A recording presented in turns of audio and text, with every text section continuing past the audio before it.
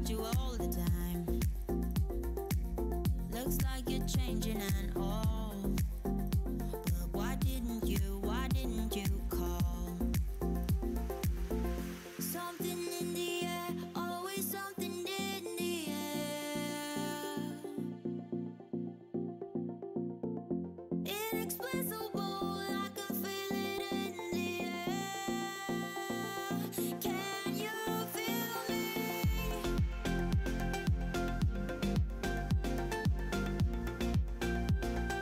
Can you feel me?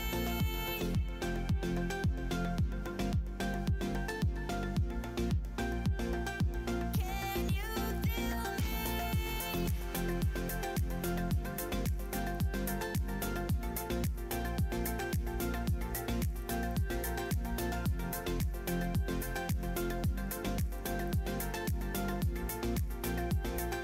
Can you feel me? Something in the air, always something in the air. Inexplicable, I can feel it in the air. Can you feel me?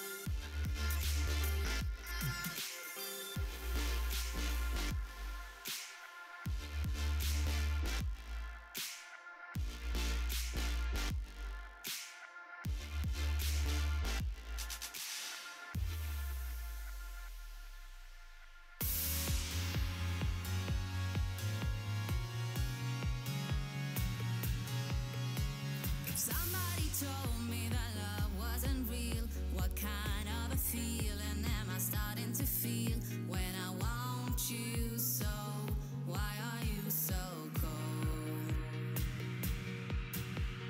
When I'm around you, I want to let go. Lost in your eyes when we're moving too close, and the love we found got me upside down.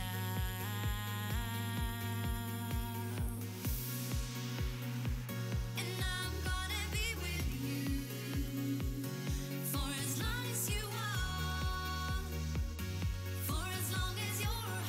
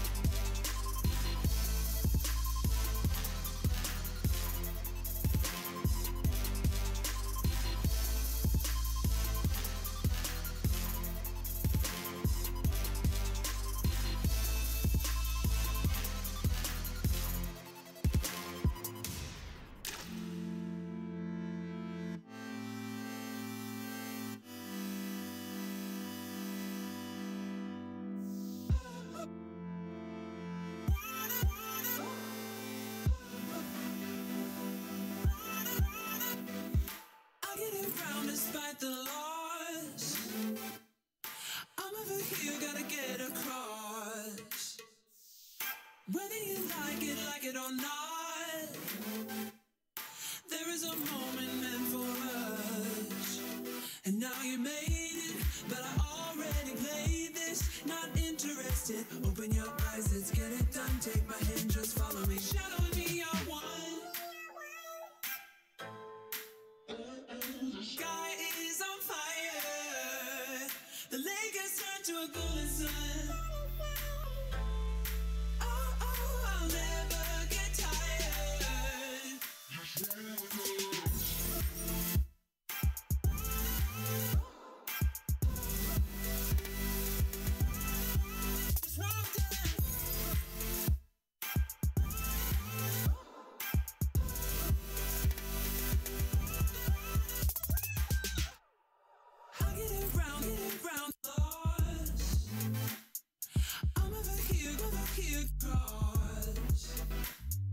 Whether you like it or not, there is a moment meant for us, and now you made it, but I already played this. Not interested, open your eyes, let's get it done. Take my hand, just follow me. Shadow and me are one. Sky is on fire. The lake has turned to a golden sun.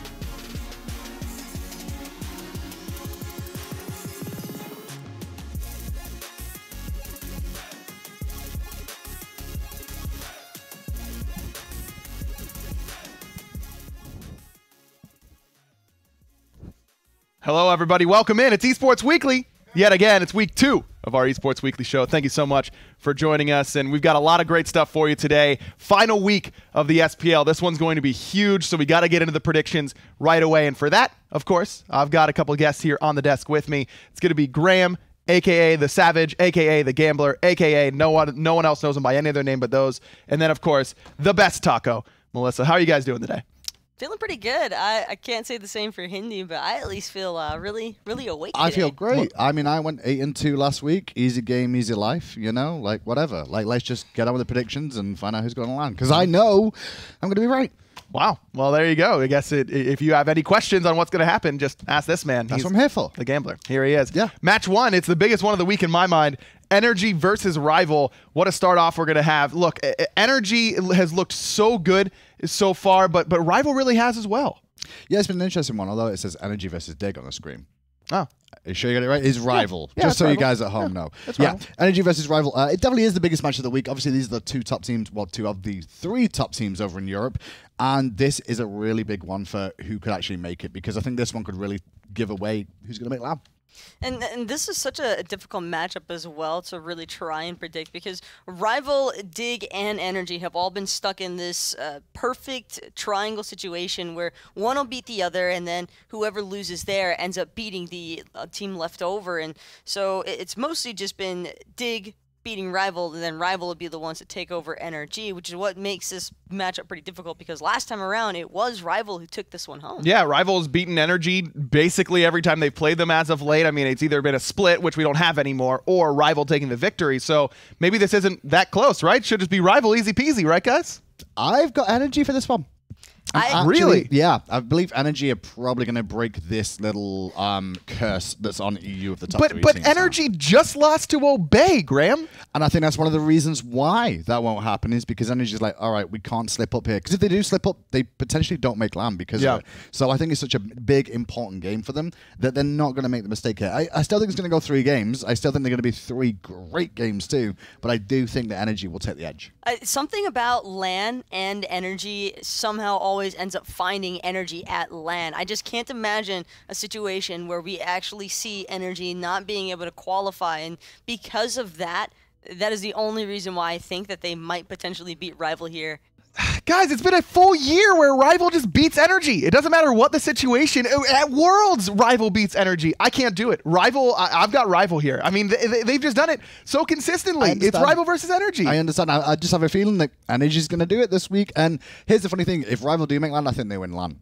Really? Yeah.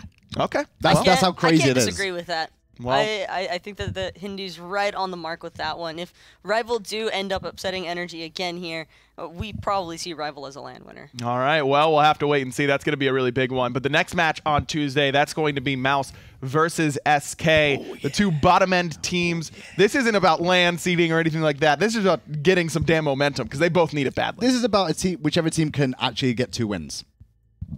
Yeah. That's period. All there's it. Who's going to end on 2 wins and who's going to end on 1 for this split? And yeah, that's all there is really to talk about.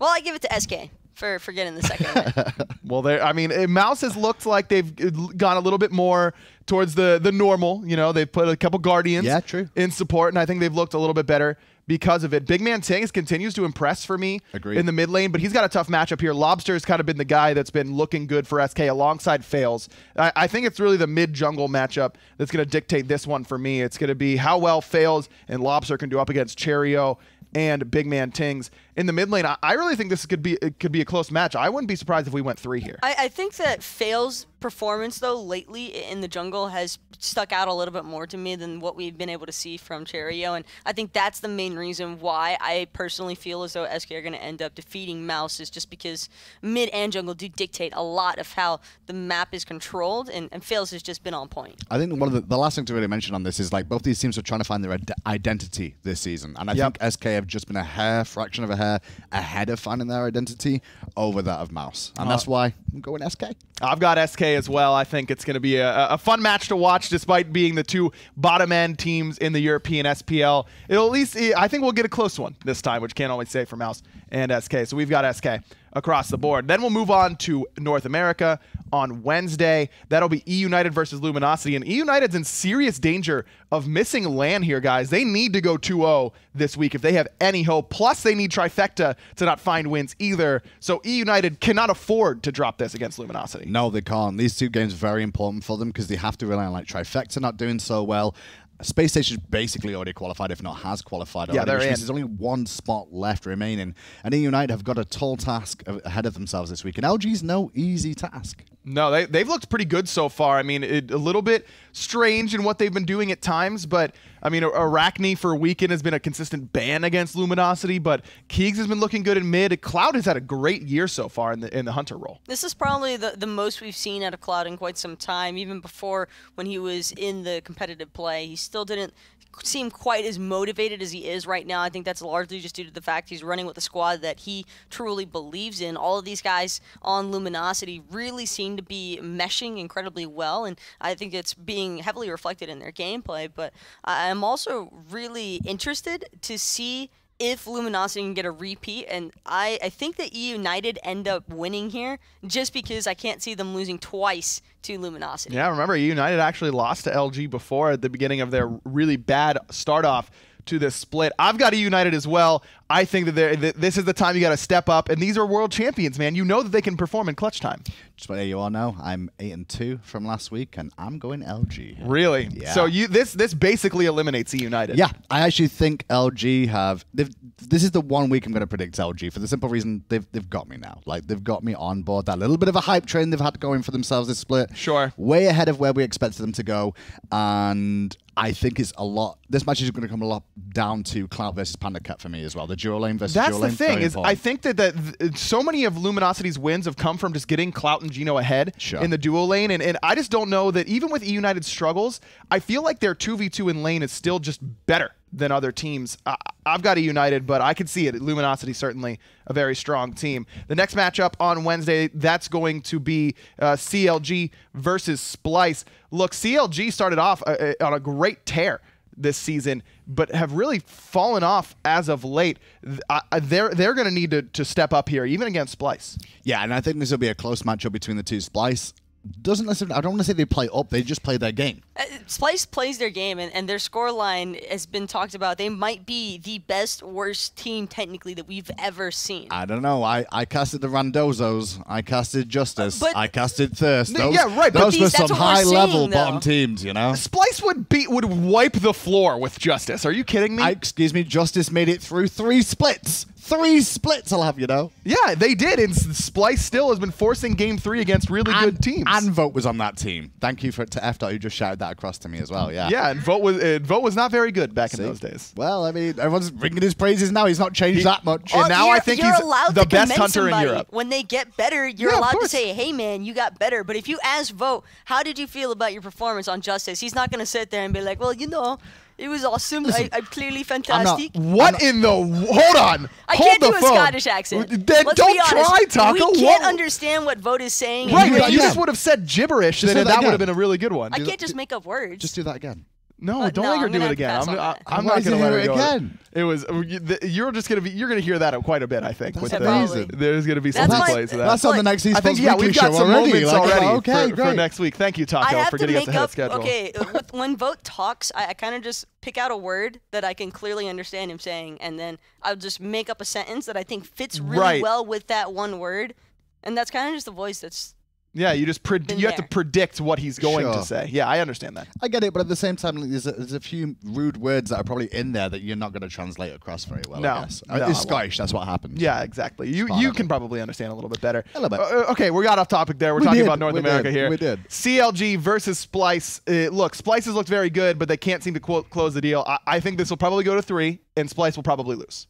I'm with CLG in this one. I think it'll be at least 2 close games minimum between the two. I think Splice will go off in at least 1 game, but maybe get reined back in again, like seems to be the case with them. And I would have to agree with that as well. I've got CLG here for taking this one away between the two. Fair enough. Okay, then we go back to Europe. It's going to be Dignitas versus Mouse to start us off on Thursday. Should we just move on? No, we don't. We have to do the whole thing. We have to do the whole spiel. Dignitas still has not clinched, so yeah, sure. They need to take this one seriously, and I think they will. And look, you're right though. Dignitas just should be able to find a 2-0. And that's not me being rude. It's just more like, are any of us really going to vote against Dignitas here against Mouse? Who, like we've been saying, we just spoke about Mouse versus SK. We all want SK. So you all going to tell me now that we have to go in detail about this one when we've all voted for SK to beat Mouse? I mean, none of us voted for Obey last week to beat Energy, did we? No. That was one of my drop sets last week. I'm just saying. Who could have? Who no could have thunk guarantee. it? Who could have thunk it that Obey would have beaten Energy after the performance? I mean, it didn't surprise me that Obey showed up because you know that they wanted to in a match like that it was, a grudge match in a way. But still, that really caught people by surprise. Does Mouse catch Dignitas by surprise, Taco? No. Cool. Graham? It says it on the screen. No. Did you say no? That's yeah, what it reads. It's like Aggro was waiting for more because I know that I can sometimes go a little bit more in depth on things, but it's just no. I think that was the right amount of breakdown there for that one. Yeah, fair enough. Okay, the next matchup on Thursday, that's going to be Obey versus Dignitas, or excuse me, Rival versus Obey. Got a little bit ahead of myself. Obey, can they beat another top 2 team 2 weeks in a row? Did they break the seal? Did they turn out and are now going to look like they should have from the beginning? No. Okay, I need a little bit more this time. I'm sorry, but with how this is going right now, I think Rival and Obey both look really strong. Rival's obviously trying to get their spot for the LAN. Obey are just looking to be party poopers. And maybe they do become party poopers this week, but I don't know whether it's going to be against Rival.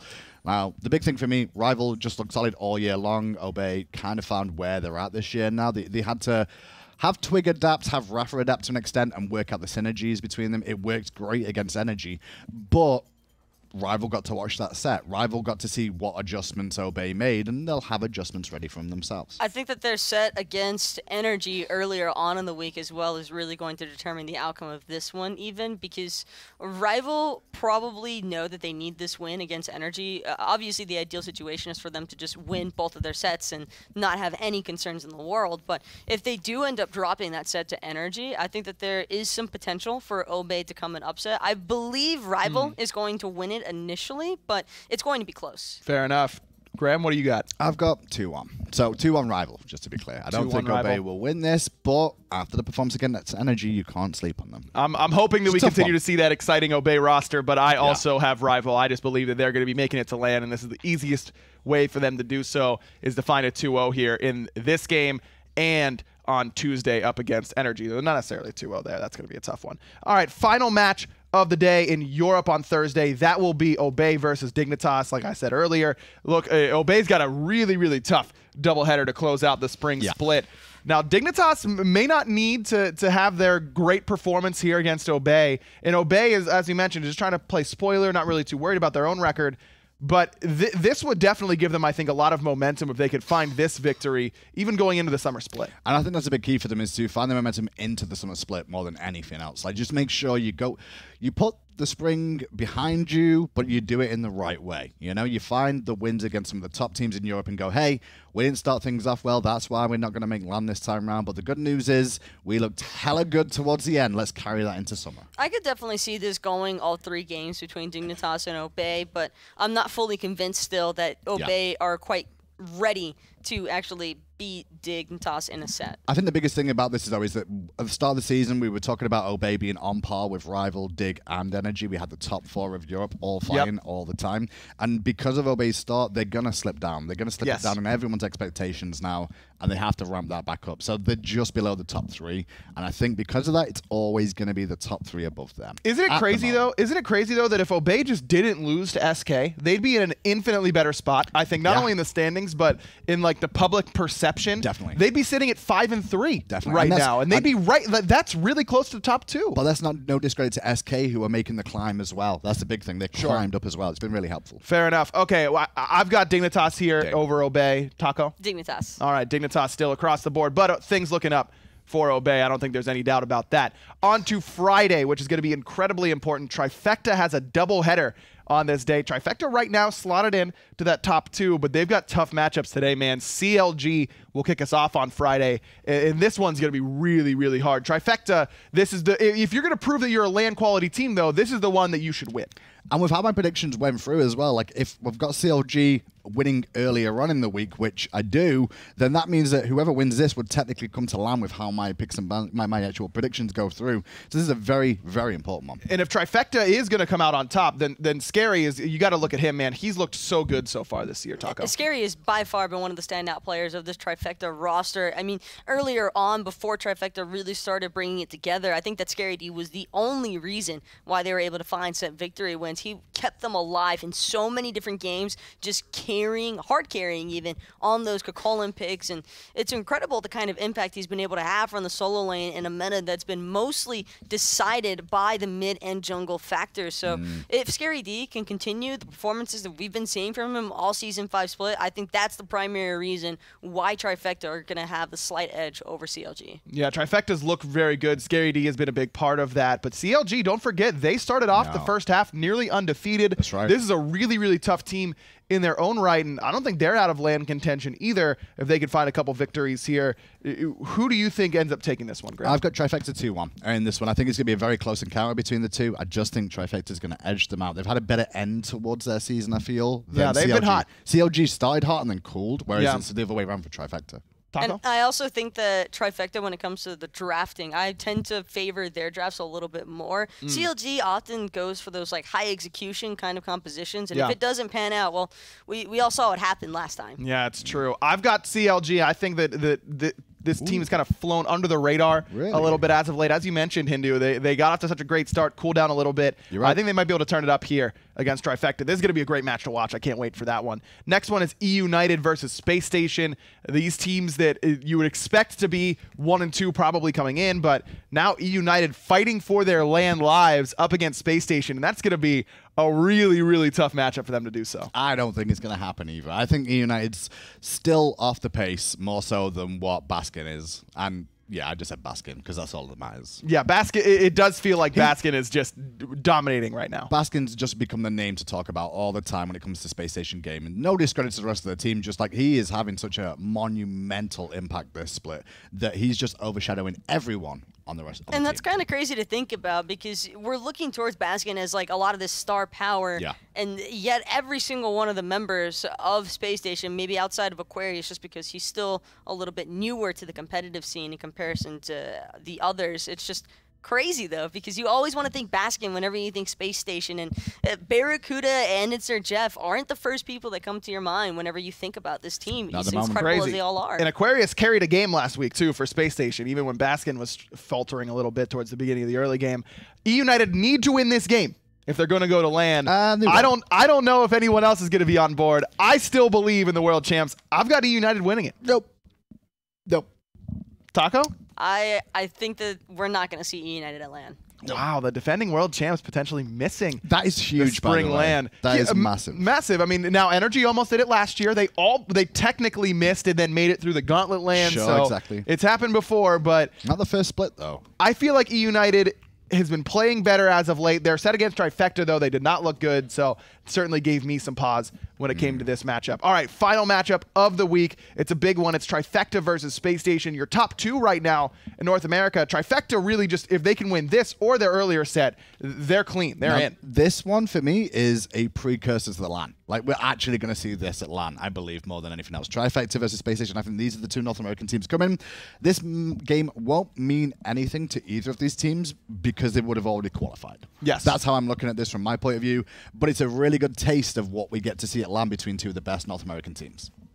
I think that Trifecta versus Space Station right now is probably going to be more in favor of Space Station, just because I think that their mid-jungle synergy is a little bit better than that of Trifecta. I'm mostly looking at the comparison between Baskin and Met Yankee, and when I just break down those two, at the end of the day, I would probably rather have Baskin as my mid laner, and I just think that that'll be the main reason why Space Station are able to topple Trifecta here. Way to go on a limb there, Taco, just saying that you'd rather have the best player in the world right now as your mid laner if you're Baskin or Met Yankee. All right, I think I've got Space Station here, but Trifecta is certainly not out of this one overall. No, they're not, but I do think it's going to be a 2-0 Space Station unless something unusual happens. I don't see Trifecta pulling anything crazy out here because the landing will be right around the corner if they have qualified already, and they may have to face off against Space Station anyway, so don't give your hand away of how to deal with this team.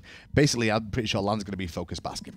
That's what I'm expecting more so as well, is that the Space Station get the victory here during the online portion, but LAN could be an entirely different story. I think that Trifecta is way more prone to turn up at a LAN event than what they would online. And Barracuda gets sick at LAN. Oh, that might help him, though. That might help him, though. You never know. He has great performances when he's sick usually. Let's take a look at the standings coming in to this week so you can see where everyone is sitting before the final week's games, but we can break down for you real quick who we each have going to LAN. I have Rival and Dignitas in Europe, and then Space Station and E United in North America. Hindu Man has Energy and Dignitas, and then Space Station and Trifecta. Taco also Energy, Dignitas, Space Station, Trifecta. So you two on the same plane. Last week it was you and I agreeing most of the time, Hindu, and this time it's you and Taco. It's just the way it is. Sometimes you're right, sometimes you're right. I am always right. Always right, except for those 2 times that you weren't right last week. We'll have to see if your record improves or maybe even gets worse this time around. That does it for our SPL predictions. We're going to go into some great plays and maybe some not great plays in just a moment. But first, we got a whole reel full of bloopers for you. A lot easier this time, and Captain Twig says to Big Man Kings, "We'll see you later." There you go, Tully. Mid lane Phoenix to target for Obey Alliance. Mouse Sports on the back.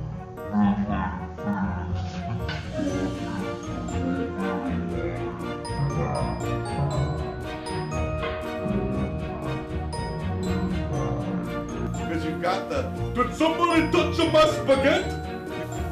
I said it during the meeting.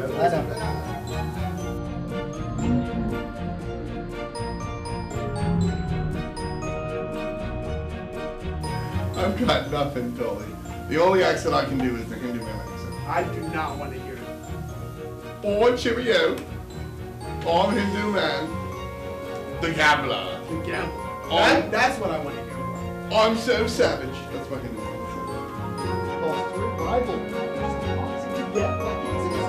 So hard whenever all 3 Phoenix are down. Fire making waves so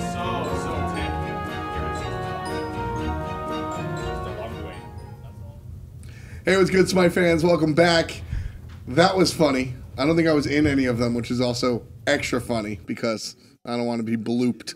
Is that a verb? Can I say that? Blooped? I don't know. It kind of sounds like a dirty verb. Anyway, I've got some dirty plays coming up for you. 3 top plays and some fails. They don't feature fails this time. I'm sorry, Danny. I'm going to call you Danny Phantom because you're not here. This time around, SK doesn't find a win. They don't, so they can't be on the top fails. But fantastic stuff coming out from our players nonetheless. A lot of mage rage going on. Mid lane, probably not the most important position. Foreshadowing. But certainly been very exciting. When you got players like Basket in the league, it's really hard not to pay attention to the mid lane. Obviously, Pretty Prime also a really big deal. And this is Prime on the rod. Check this one out. Just bang! Real simple. If you consider killing people through the wall and while you're crowd controlled simple, his 2 actually pops the monkey there while he's so that's pretty clean there. Finishes up the part of the 3rd triple kill there. And then of course the team just does whatever else they want to do. That's me up there. Well, it's over here now. We've got 2 more plays coming at you. I think the second one is also really exciting. I'm waiting for the first one. But we got to do a top 3. So the second play going to come in just a second, and really watching these players are doing it. You know what? Let's just toss it up there. Second play of the week we've got here coming out another time. This time it's adapting, or excuse me, Captain Twig on the Robin. And honestly, there's really nothing too advanced here. This is just my man going deep. The biggest deal about this is that he's all the way past the Phoenix and his team taking care of business behind him. He's just out there like, let me fix that face, as Aggro would say. So fun stuff there coming out from the Robin, but it's all about my Neil Ma. This is the support play, baby. Check this one out. Terra shows up, team wipe. There's 3 people left and Terra's the only one.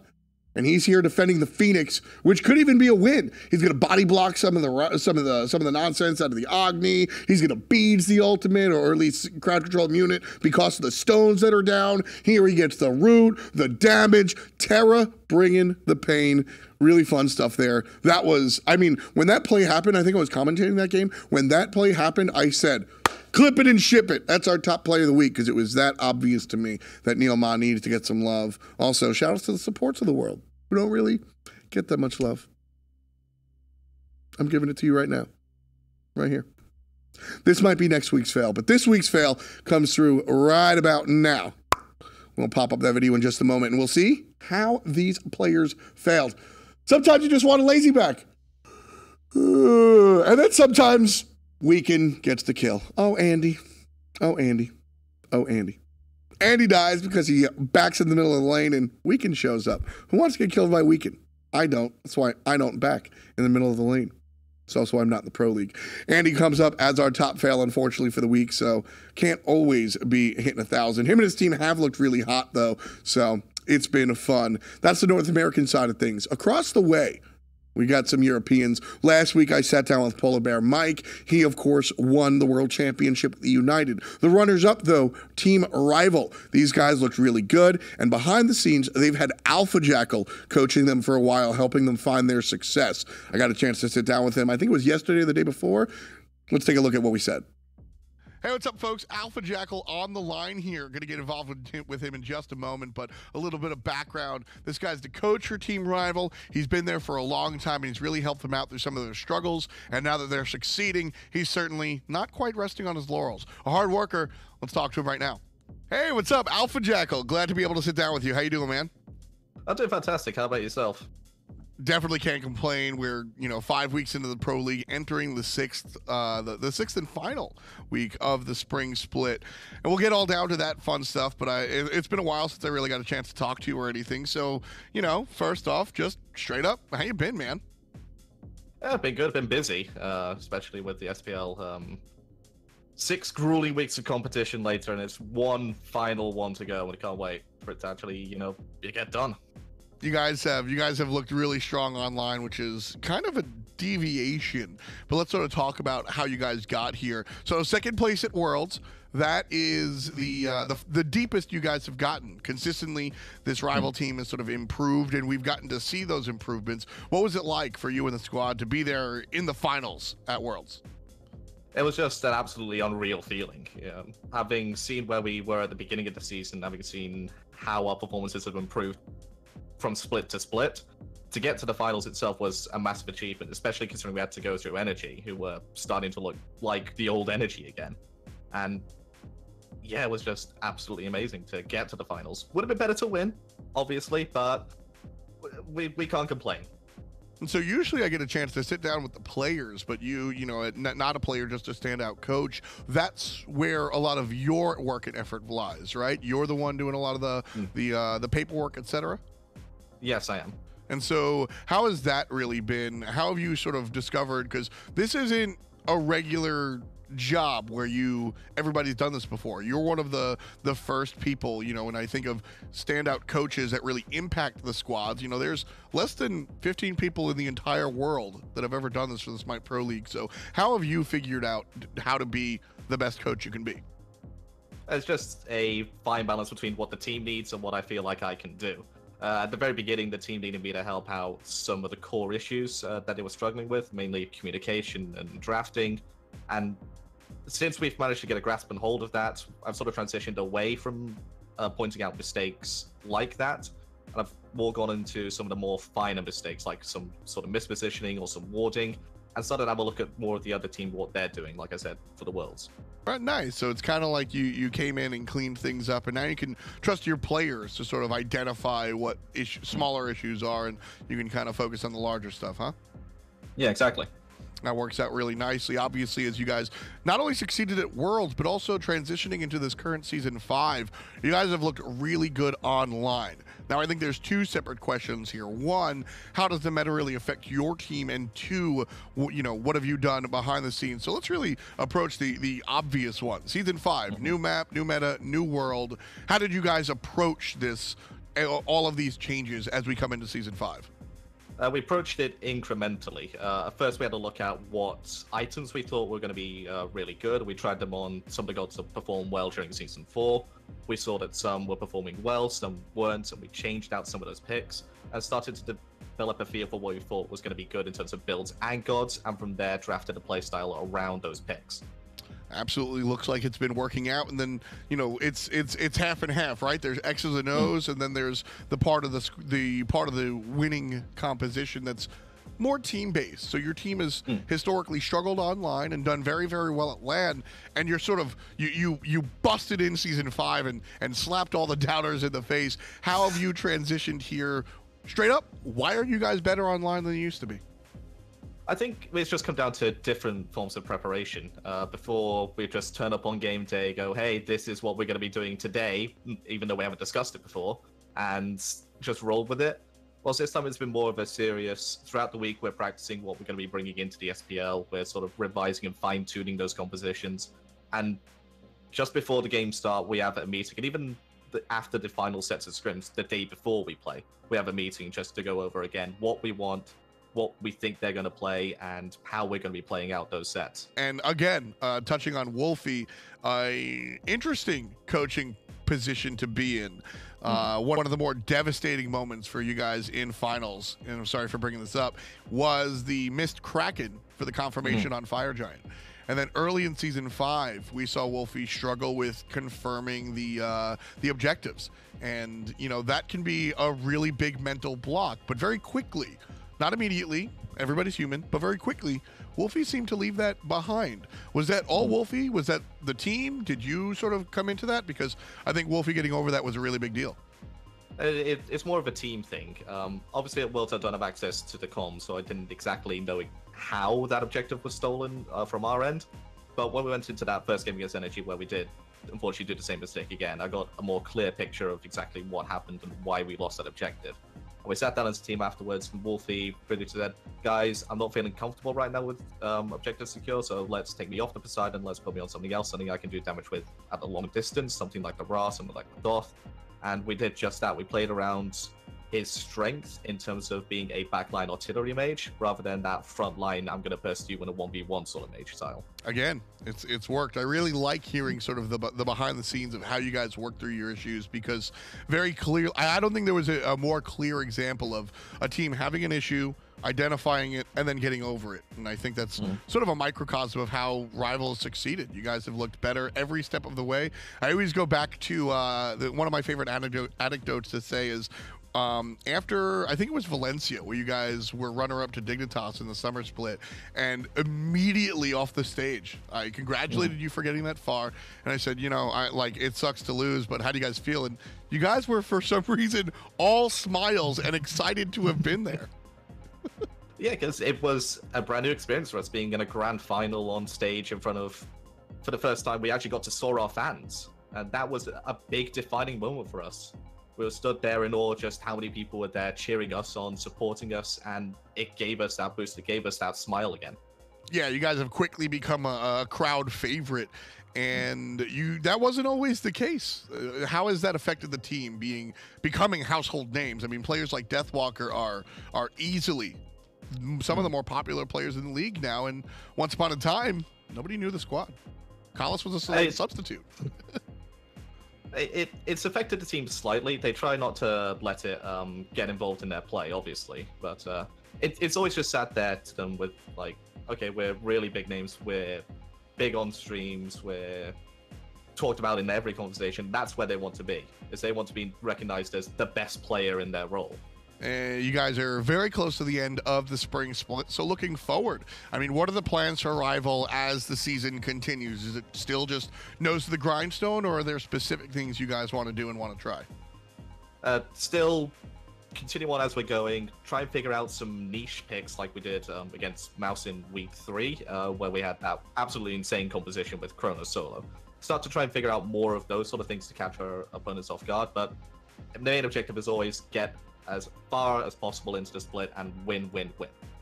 Yeah, I mean, you guys have done just that. Sounds like you've got a great squad there together. I'm going to kind of wrap things up here, but one question that I always like to ask the coaches, because sometimes you guys, well, all the time, you guys have more of a handle on things, is what would you like the fans at home to know about Team Rival that the commentators or the cameras don't get to see? Behind the scenes, who are the Purple guys? We're a bunch of trolls and clowns. That's what we are. I absolutely believe that 100%. Hey, man, Alpha, I appreciate you hanging out with me one more time. The coach of Team Rival. Thanks again, buddy. No worries. Take it easy. Welcome back, everybody. Thank you to Alpha Jackal for joining us on this week's interview segment. Excited to see what the rival guys can do and if they will be making land. It's going to be a big week for them. Can't wait for it. But it's time to move on. It's time for our community segment. And for that, I'm joined here on the casual set by Tom and Finch. What's up, guys? Don't care. We'll hear from you enough in a little bit. Okay. I don't need to hear from you. Right. Later, I will hear from you. Don't you worry about it. Tom, you're going to want me to move on here because this is actually something that you're going to be very excited about. Look, last week, we had a lot of stuff going on in the community. A couple players retiring from the minor league. Lassus returning, still playing a lot of Smite on stream and that kind of stuff, which is awesome. But didn't really have a lot. So FDOT decided that he wanted to see some dogs and had some people tweet their dogs at him. And, well, that's what we've got. Your community segment this week is the Community Dog Community. Hey, there's Kabam's dog. That's a good dog. He's got 2 different colored eyes. That's Really a dog cute. at a bar. He's ordering a Barks root beer. That one right there, that dog's name is Zeus. Oh, that's a good dog. Yeah, that's got to be your favorite, right? I love that dog. This is Fearix dog. Fearix has been in the community for a long time, and Vex only has 1 eye, but he's still super cute. He's got a big head. Yeah. It's a big head. That dog supporting energy and adapting. Yep. I like this segment, Tom. We should just do a separate dog Wait. segment. That's not a dog. Well, so Matty Pocket responded to I said we need pictures of dogs. Matty Pocket replied with that, and Taco replied with that. The face of instant regret. I like it. I like it. I assume that Maddie did end up regretting it. I don't think Matty got any kibble that night. No. Most likely not. But we digress. It's time for the meta discussion. You guys really liked this last week, and I really like this one we've got going on. What do you think is the more impactful role at the pro level between mid and jungle right now? It's been a while since this discussion has even been a topic because mid has been so irrelevant at the pro scene in comparison to the other ones. But guys, it feels like both these roles are just killing it right now. Tom, you're the defending champ, so we'll lead with you. Which do you think ends up being more impactful right now? Jungle, easy. A little bit of a contest, but not really. Okay, Finch? First, defending champ. It was a sham. Everyone saw. It happened live. It was a sham. Are you calling my judging a sham? I'm calling Pretty here coming onto the cast a sham, or to the He doesn't the like our broadcast. team. But I take mid, and it's easy. Who's the best player in the world right now? For a while, I was gonna think maybe he was adapting. Then Baskin went off last week. It's clearly Baskin. And that's just because the mid lane right now is the strongest role. The itemization for mid laners are so strong. There's versatile. You don't necessarily have to play mages. It's just it's the role that has the most damage, the soonest. It's the most impactful role.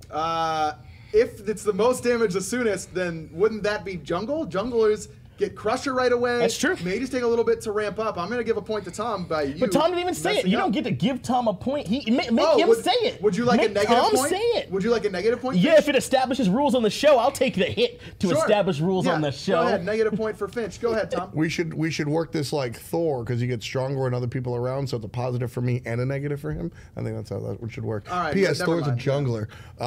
Jungler's on top right now. Like, yeah, you mentioned the 3-item suite, very good, and all that fun stuff. Listen, Baskin is making the mid lane look really fantastic. The jungle by itself without a star player is making it look fantastic. The jungler roves around the map like a free safety. It's his decision where to go to gank, and because of that, he dictates the game. The jungler in his hands is your solo laner falling behind, go and fix it. Is your hunter falling behind? Go and fix it. If your middle laner tries to make the rotation, he's not going to be able to have the same impact as an assassin that's going to delete you before you can look at your relics. Point for Tom. It's true. Right now, junglers are strong. I'm not going to say they are not strong. They're just not as important right now as mages. Early on in the game, yes, that's junglers. But when we're talking about being around objectives, when we're talking about the team fight part of the game, that's all going to be those mid mages. They're the ones that can do damage to multiple members of the team fight. How do you get to that team fight? Who is the one that sets up? So the jungler sets up, Dodgy pulls in with the powwow, and then you want the bang to come out. That's from Scylla. That's from whoever is in the mid lane to follow up with it. Without that, the junglers are not going to be able to get it all done. They need that mid laner to get it done. I completely disagree, especially when you think about how you talk about variety in the middle lane. Look at it, he's playing the hunter. You don't even have to play mids. You can play whatever you want. There's so much farm in mid. They're the ones that go to mid harpies. They come over to the red buff. Mid laners where you want to be. We've literally seen a Giannis jungle. You don't have to play traditional in the jungle either. So your entire How well did that go? So your entire How well did that go? It went fine. It went fine. It went Mouse Sports has won 1 set so far. And it was the set that they played the Giannis jungle. It was against SK, but you're right. It was the set that they played the Giannis jungle. All right, fair enough. Point for Tom. It was against I'm sorry, Finch. I messed up. I'm sorry. I messed you up. Keep going, Tom. There's the variety in the middle lane is just not an argument because you have the same variety in the jungle. And at the end of the day, variety by itself is not exactly a plus because it's all about how you craft the team composition. So you're around your team. And if you're going to build around a teammate, you're going to build around the jungler because it's the jungler that's delivering you to the various points of the game. So variety should be a positive point for the jungle and just there for the middle lane. No, you build damage in the jungle right now. That's almost all you can do. The tanky old jungler thing doesn't work as much anymore. It's damage. Even Robins, they build like just full damage when they go into the jungle right now. So that's the way that you want to build. And you want to talk about building around team comps? You can play non-safe mid laners right now and have the team all built to protect that mid laner and keep them alive. It's the mid lane that's the focus, especially when the matches start happening. The mid laner needs the help from Finch. You're right. The mid laner needs the help from the jungle to stay alive, but the jungler can do it by himself. The jungler can't. The mid laners that are strong right now are the ones that peel for themselves. Like Nuwa is the one that's why she's risen to prominence, because when some other dumb jungler jumps in, they clay soldier in their face and drop the mist. You can't handle it. It's too much. I definitely disagree. Watching the junglers run around the map again, they set the pace of the game, which I think is the most important part. True. If you're going to pick the Thor, if you're going to pick the Ratatasker, you're playing you're playing super fast, and you're playing to win, and your team is going to build around that. If you're playing a Hunbats, you're going a little bit slower, and it's just a world that the junglers dictate the pace of the game. The entire game is driven by the jungler. Smite Pro League in Season 5 is a jungler-driven league. The middle lane is just there to provide some extra oomph, but the jungler is doing all the work. Okay, all right, hold on. It's time for the lightning round. Ooh. This is where the real money is made. Right now, Finch up 5-4 over Tom, so a slight deficit, but certainly climbable in this sense. Okay, first lightning round question. Just give me your fastest answer right off the top of your head. Coolest god in your role to play, Finch. Zeus. 6 points for Finch. Free. 6 points. That's an easy 6 points for Finch. Great answer. Perfect answer. Thank you. Giannis also acceptable. Yep. Scylla. Actually, just about every mage pretty acceptable, but Zeus, number 1. Tom, coolest god in your role. Poseidon. Point for Finch. It's a mid-mage. Let's go, Tom likes to play in the jungle. Poseidon jungle is fantastic. It's got the whirlpool to stop out nasty Giannis. Tom, you had like Thor. You had Susano. You had Naja. You had Tyr if you wanted to be I was also going to you. Tyr could have been cool. Appreciate the Poseidon. No, I want you to play Naja so I can crush their butts whenever they come back down. The Poseidon jungle is nasty. Horrible answer for Tom. Not good. All right, next up is going to be anyway. What? This is rigged anyway. Oh, no. Now it's all of a sudden rigged. If anything, pretty hair ascending from the heavens. Okay, next lightning round question. Most overvalued god in your role. A god that gets picked too much that isn't that good in your role. Tom, you first. For me, I think it's... This is a lightning round, Tom. This is the slowest bolt of lightning I've ever seen in my life. I guess I gotta say, if I really think about it hard. Most overvalued god in your role. You gotta say Nuwa. Nuwa, probably. Yeah, Point for Finch. Nuwa is overvalued right now at the pro level. Why didn't you do one for your own role, Tom? Because most junglers fit into their role. I think when it comes down to mid mages, most are overvalued. All right, fair enough. Oh, that's good. I think, yeah, that's good. Fair, I just said fair enough to move on because I didn't actually believe it. Last lightning round question for today. Who's the best player in your role right now? Easy. Baskin. Thank you. 3 points for Finch. Tom. Mine's a little bit tougher because jungle is a position that makes everybody lightning shine. Round, Tom. You're the one that when I say one word, you always give me 17 words up there. So I'm going to. Tom is a lightning round. Tom, no, I'm the only one who actually listens when you say one word. Lightning round, please. Adapting. Correct answer. You only get 1 point though because you took 10 years to do it. Man, it's a blowout. It is. For Finch, what do you know? For what it's worth, I think that mages, junglers are actually the more impactful role to pro level. They always clearly I win. Give me. No, you debated poorly. No, really 11 points. 11 points and I win. I refuse. Give me 16 points and I win. He wins. Easy, by the way. Will you calm it down, Tom? All right, take a breath. 11 points. That does it for your community and your meta discussion. I'm done with these. It's like a I'm done with these versus fools. SK round. I don't need them. I don't need them. Let's move on. We've got some moments from your console league. Look, this isn't going to be particularly flattering. I've been there. I understand. Smite is harder on console than on PC. It's an undebatable fact. But we had some fails that we had to show you guys for this week. But it's going to be fun. I win.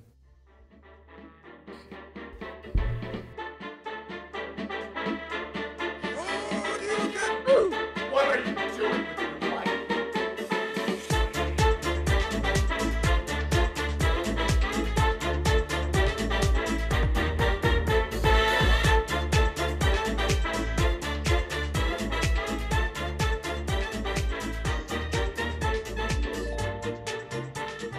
Mission failed. We'll get them next time.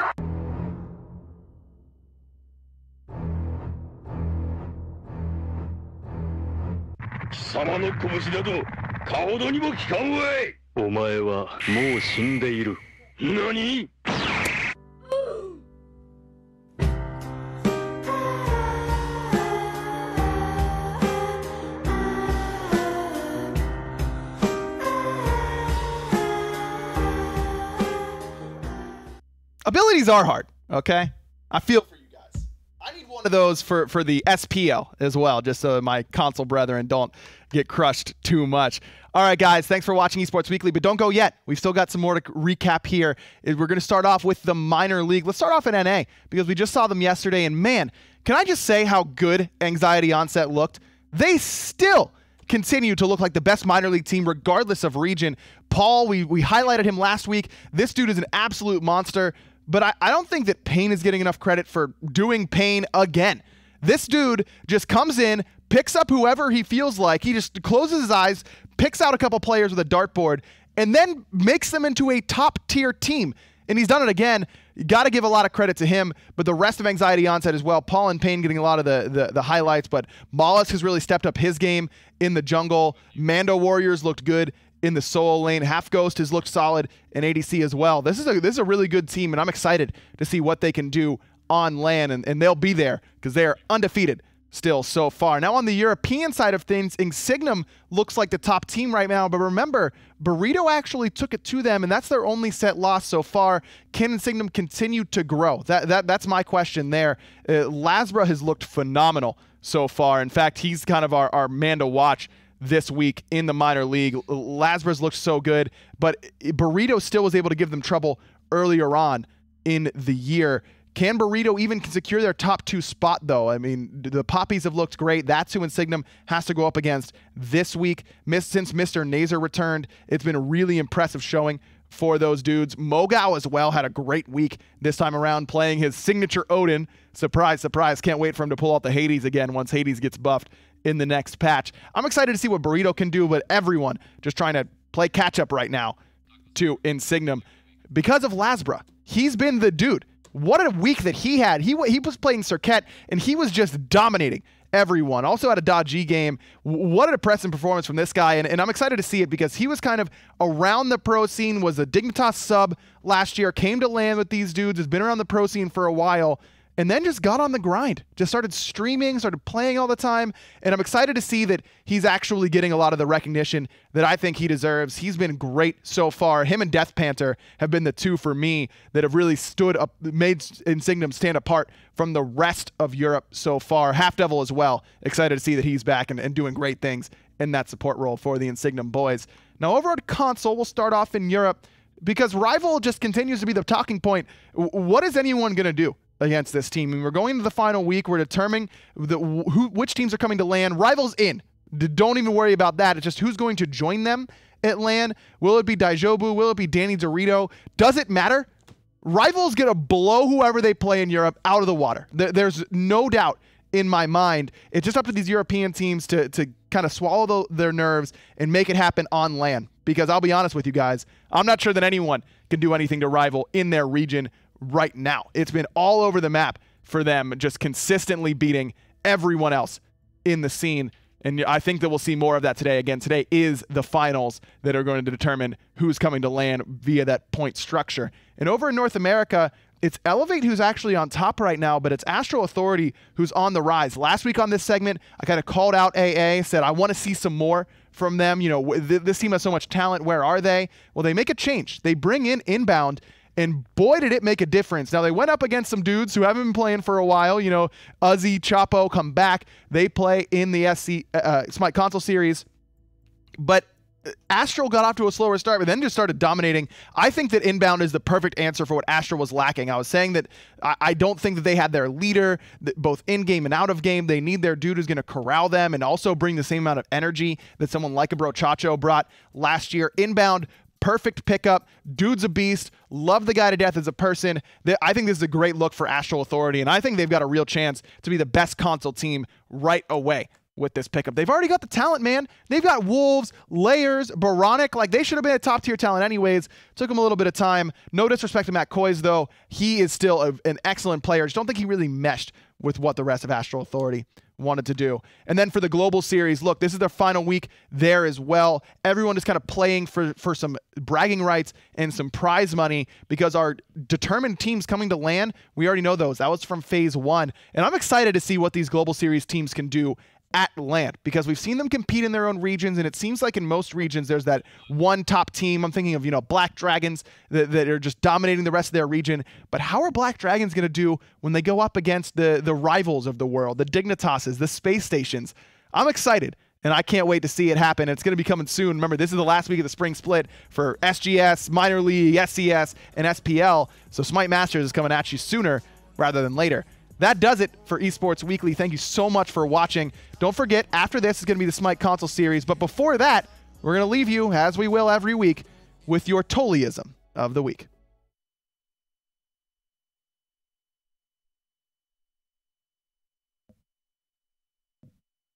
Eventually.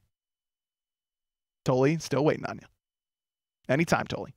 Put down the scotch, Tolly. Come on, just strap on the watch, and let's get there. All right? I was going to say fix your tie, but you're probably not wearing one because you're Anatoly.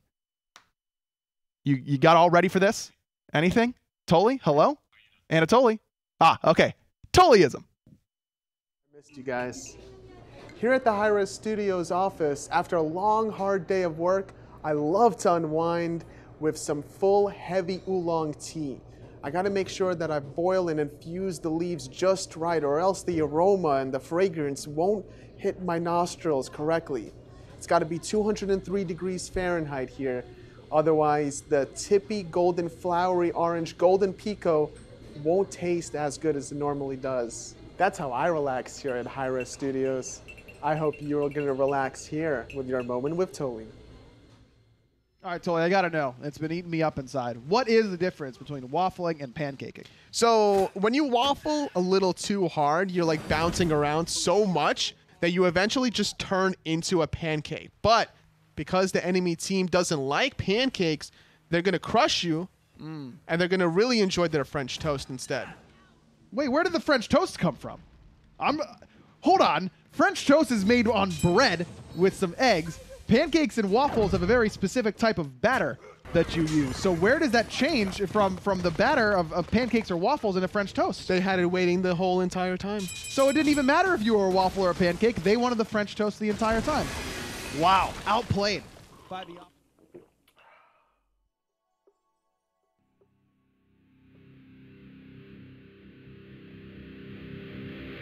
Laying down my cards on the table, sending out a message in a bottle.